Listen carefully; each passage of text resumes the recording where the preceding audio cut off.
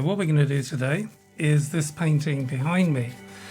Now I'm going to be working towards an exhibition, but I don't want to be painting it like the photograph. If you can see at the bottom right hand side of the screen, you'll see the photograph of this scene, which I took some years ago, 4 years ago I think, in North Yorkshire. Now we could paint it as a photograph, but I don't want to. I really want to paint it with a bit more atmospheric light and everything in there.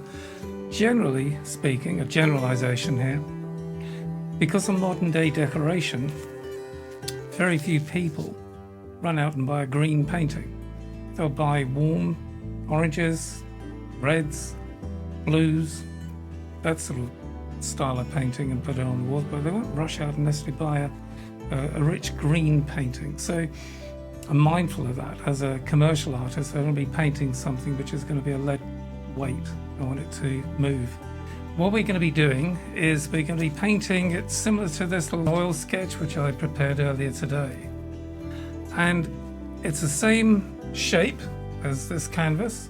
The object of doing that sketch is to test the waters as such. It's to have a look at the colour, so I can feel what the painting's going to look like before going ahead and wasting a lot of paint. Very, very symbolic with me. That is a path going somewhere out of sight. You'll find that a lot in my forests. I don't want anybody on it because it's my forest, it's my walk.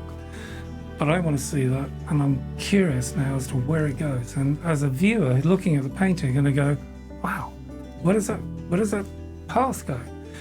Well, you stick somebody on it, no longer becomes their forest. It's now somebody else because they're in it. It's their walk. It's very personal to me. So I'm not saying this is what you should do. It's just that's how I feel. If I'm in the forest on a walk, I just want me in the forest. I want the solace, the solitude. The technique which I use to paint with is very simple. Focus on light and dark shapes. Doesn't matter anything else. Put those light and dark shapes in. Try and get the colour as near as you can, or want.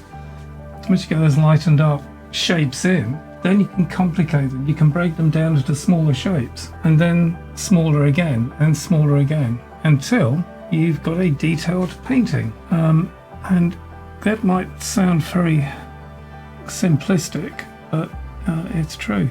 That's it. That's what I do.